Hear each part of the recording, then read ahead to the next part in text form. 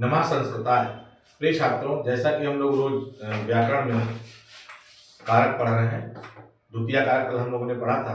देखिए, द्वितीय कारक का मतलब ये नहीं कि वो एक दिन में ही खत्म हो जाएगा, उसमें कई सारे सूत्र रहते हैं। वैसे तो द्वितीय में जो जैसे कर्म कारक बोलते हैं और द्वितीय विभक्त होती है, उसमें कई सूत्र हैं।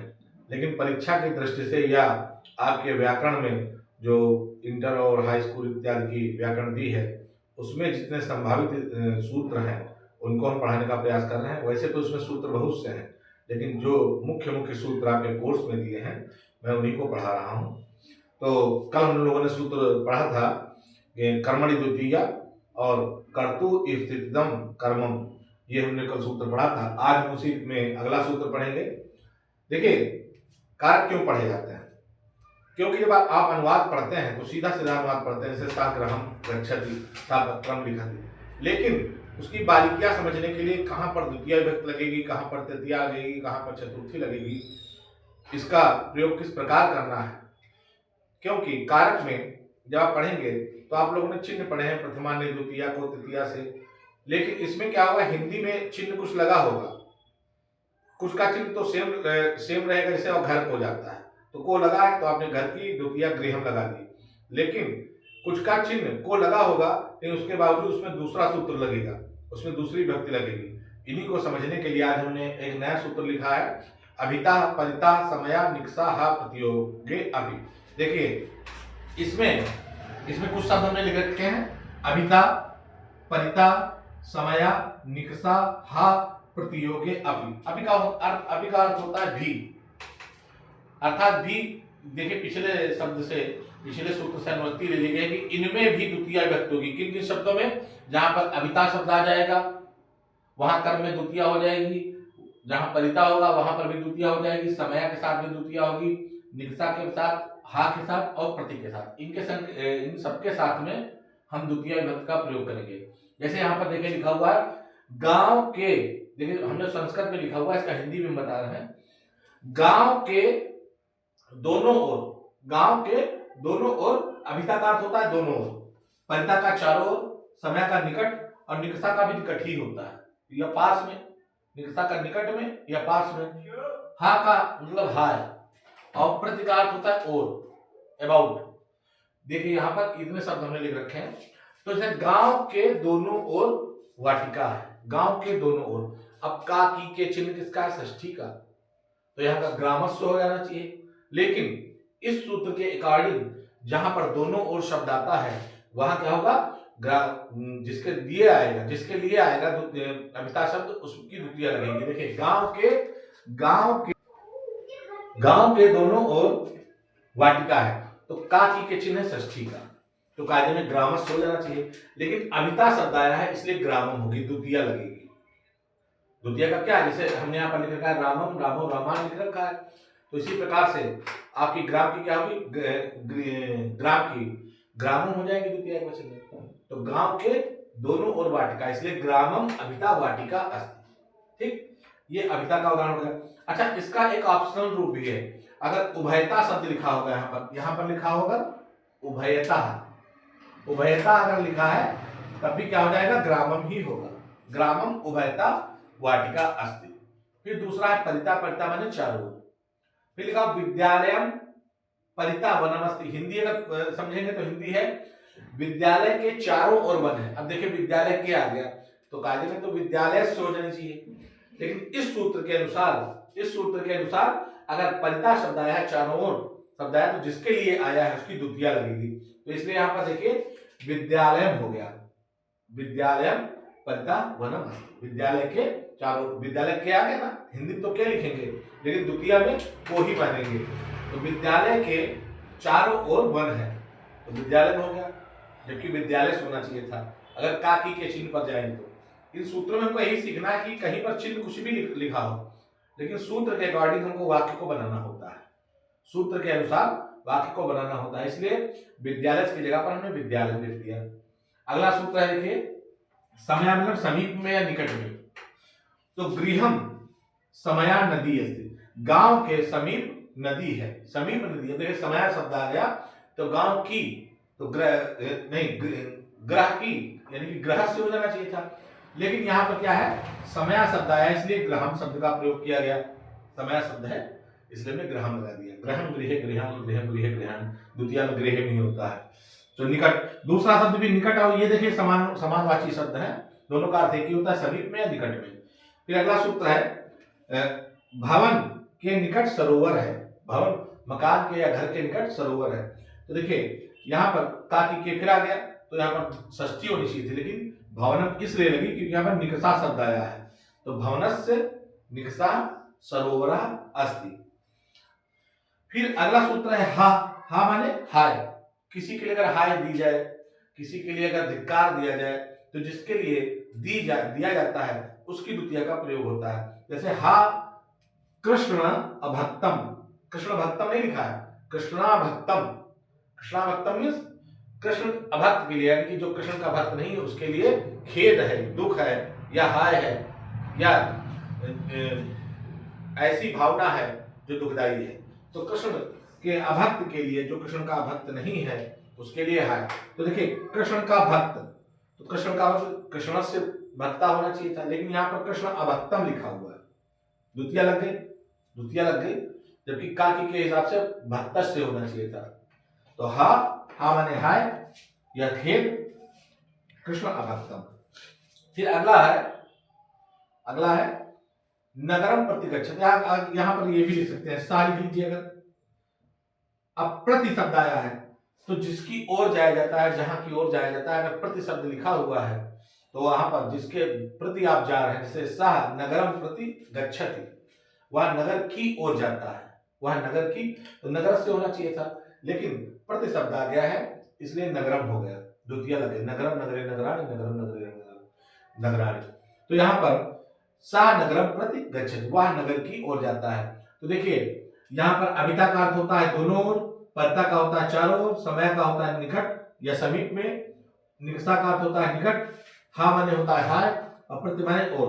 तो जहां पर इन शब्दों का प्रयोग होगा उसमें द्वितीय विभक्ति का प्रयोग करेंगे जिनके लिए शब्द आ रहे हैं। जैसे ग्रामम अभिता वाटिका अस्ति, विद्यालयम परितः वनम अस्ति, गृहम समया नदी अस्ति, भवनम निकषा सरोवरा अस्ति, हा कृष्ण अभक्तम, और सा नगरम प्रति गच्छति। यहाँ पर नगरम प्रति गच्छति ये भी सही है क्योंकि सा अंडरस्टूड हो जाएगा, और लगा लेंगे तब भी ठीक है।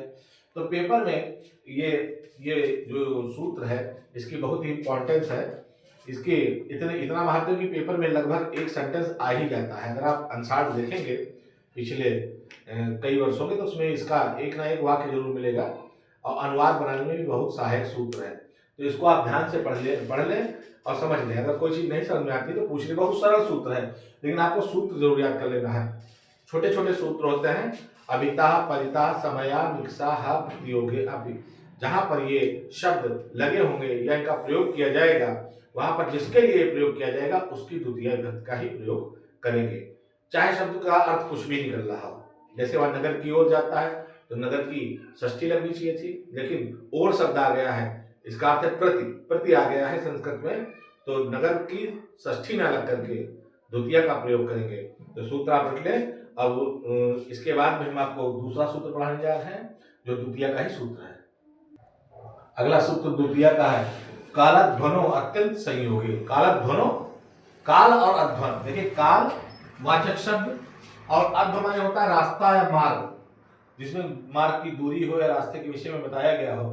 तो अगर इस जहां पर अत्यंत संयोग हो, मतलब कोई चीज इन दोनों जैसे काल में कोई काम लगातार हो रहा हो, कोई निश्चित समय में कोई कार्य लगातार हुआ है, या निश्चित मार्ग पे कोई वस्तु लगातार, कोई चीज लगातार पड़ती है, जैसे एक दो किलोमीटर तक लगातार वन हो, एक दो किलोमीटर तक लगातार नदी हो, इस प्रकार से। और इसी प्रकार से जो समय है उसमें मान लीजिए एक हफ्ता किसी ने लगातार पाठ पढ़ा या एक महीना लगातार पढ़ा, तो इन कालवाचक शब्दों में और मार्गवाचक या रास्ते की दूरी इत्यादि के शब्दों में द्वितीय विभक्ति का प्रयोग करते हैं। इसका अर्थ यही है। तो ये लिखा हुआ है, क्रोशम गिरि वर्तते, क्रोशम गिरि वर्तते, कोस भर, गिरि माने पर्वत है, कोस भर पर्वत है। तो यहाँ पर क्या है, जैसे एक कोस है तो एक कोस जब आप चलेंगे, एक कोस में जो भी हो 2-2.5-3 किलोमीटर जो भी होता हो, तो वहां तक क्या है, कोस भर पर्वत है। तो कोस भर में क्या है, पर्वत है, इसलिए कोस भर के में क्या लगा दी, क्रोशम। ये कौन सा है, ये मार्गवाचक शब्द है। मार्ग में लगातार एक कोस तक क्या है, पर्वत ही पर्वत है। तो यहां पर क्रोश की क्रोशम हो गई। ठीक, क्रोशम गिरिवर्त, कोस भर पर्वत है। फिर दूसरे में देखिए, सा माने वा मासम अधीते रामायणम, वह महीने भर रामायण पढ़ता है। अब महीने भर देखिए निश्चित समय है, यहाँ पर निश्चित समय के अंतर्गत रामायण के पढ़ने के विषय में बताया जा रहा है कि निश्चित समय 1 महीने तक वो रामायण पढ़ता है। तो इसका अर्थ हो गया कि महीने भर जब रामायण पढ़ता है तो महीने भर में की जो संस्कृत है उसकी द्वितीय विभक्ति का प्रयोग होगा। तो मासम, देखिए मासम लिखा हुआ, आदित्य मैंने पढ़ता है रामायण को, वह रामायण को महीने भर पढ़ता है या रामायण महीने भर पढ़ता है, इसलिए मासम ये क्या हो गया, ये कालवाचक शब्द है। मासम अधीते रामायणम, सा मासम अधीते रामायण, तो बराबर पढ़ रहा है, लगातार 1 महीने तक पढ़ रहा है, तो यहाँ पर क्या होगा, मासम हो जाएगा। कालवाचक और अर्धवाचक, अर्ध माने रास्ता, तो इन दो शब्दों की द्वितीय लगेगी अगर कहीं पर आते हैं, लगातार ये हो रहा है कार्य, तो निश्चित समय तक या निश्चित दूरी तक अगर कार्य हो रहा है तो द्वितीय विभक्ति का प्रयोग करेंगे। फिर लिखा हुआ क्रोशम कुटिला नदी, कोस भर, कुटिला माने टेढ़ी है क्या नदी, नदी की एक निश्चित दूरी बताई जा रही है कि यहाँ 1 कोस तक नदी टेढ़ी मेढ़ी है, 1 कोस तक, तो यहाँ पर निश्चित दूरी बताई गई है, इसलिए कोस की क्या हुई, क्रोशम, क्रोशम हो गई द्वितीय। इस सूत्र के अनुसार कारक ध्वनो अत्यंत संयोगी, इस सूत्र के अनुसार क्या हुई, क्रोश, क्रोशम कुटिला नदी, नदी 1 कोस तक टेढ़ी है, तो 1 कोस की संस्कृत क्या होगी, संस्कृत में द्वितीय लग गई, द्वितीय विभक्ति का प्रयोग कर दिया, क्रोशम कुटिला नदी। सा माने वह सप्ताहम पठिष्यति, वह सप्ताह भर पढ़ता है, तो सप्ताह भर एक निश्चित समय है, एक हफ्ते में 7 दिन होते हैं, सप्ताह उसको बोलते हैं, तो सप्ताह निश्चित समय है, इससे सप्ताह की सप्ताहम हो गई, निश्चित समय के अंतर्गत है ना, तो निश्चित समय कालवाचक है, तो इसमें द्वितीय विभक्ति का प्रयोग होगा, सप्ताहम पठिष्यति, वह सप्ताह भर पढ़ेगा, सा सप्ताहम पठिष्यति।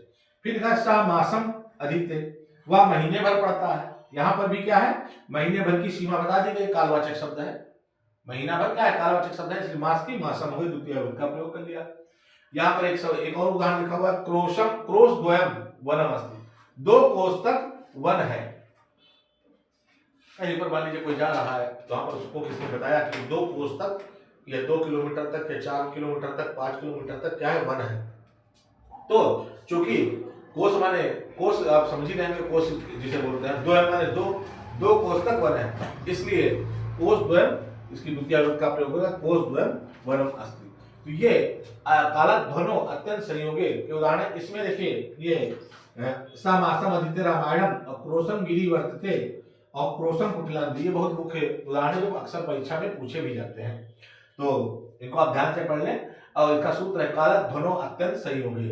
काल का अर्थ होता है कालवाचक शब्द, और अर्ध माने होता है रास्ता, रास्ते की दूरी या रास्ते का वाचक शब्द जितनी निश्चित दूरी है और निश्चित काल समय है, मतलब निश्चित समय सीमा और निश्चित दूरी की सीमाएं दोनों को मिलाकर के देखना है, अगर इनमें कोई कार्य हो रहा है तो कालवाचक शब्द में या मार्गवाचक शब्द में द्वितीय विभक्ति का प्रयोग करेंगे। कुछ इसके उदाहरण लिखे हुए हैं, क्रोशम गिरि वर्तते, सा मासम अधीते रामायणम, क्रोशम कुटिला नदी, सा सप्ताहम पठिष्यति, सा मासम अधीते, क्रोश द्वयम वनम अस्ति। तो द्वितीय जो आप विभक्ति पढ़ रहे हैं कर्म कारक की, इसमें यह आपका शायद चौथा हमने सूत्र आपको पढ़ाया है। इसके बाद में एक बहुत इंपॉर्टेंट सूत्र बचा हुआ जो पेपर के दृष्टिकोण से और अन्य जो प्रतियोगी परीक्षाएं उसके दृष्टिकोण से भी बहुत महत्वपूर्ण है, वो थोड़ा बड़ा है, इसलिए उसके विषय में हम अगले जो टर्म है अगली वीडियो में बात करेंगे। लेकिन फिलहाल के लिए इस वीडियो के अंतर्गत आप इन सूत्रों को जो हम पढ़ा रहे हैं, अगर आप वाकई में संस्कृत के अनुवादों की बारीकियां समझना चाहते हैं या बारीकियां जो इसमें हैं उनको अच्छे से बिल्कुल सुव्यवस्थित ढंग से व्याकरण सम्मत ढंग से अगर आप अनुवाद बनाना चाहते हैं जो गलत ना समझे जाए, तो आपको कारक जरूर सीखना चाहिए। कारक के बगैर आप व्यवस्थित और प्रमाणित अनुवाद नहीं बना पाएंगे, इसलिए आप कारक को नियमित पढ़ते रहिए और इसमें हम रोज आपको 1-2 सूत्र जरूर पढ़ा रहे हैं, रोज पढ़ते रहिए और इसके अनुवाद बनाते रहिए, आपको संस्कृत बहुत ही सरल लगने लगेगी। लेकिन ये संस्कृत जो है ये नियमों से बंधी हुई है, जो अनुवाद करेंगे उसमें क्या होगा, उसमें कारक के नियम जरूर लगेंगे। इसलिए इन नियमों को ध्यान से पढ़िए और उसकी बारीकियां समझिए। और नहीं समझ में आता तो कमेंट में पूछ भी सकते हैं, जो कुछ हम समझा सकते हैं समझाएंगे। आज की वीडियो में इतना ही। अगली वीडियो में आपको अगला सूत्र हम पढ़ाएंगे। धन्यवाद।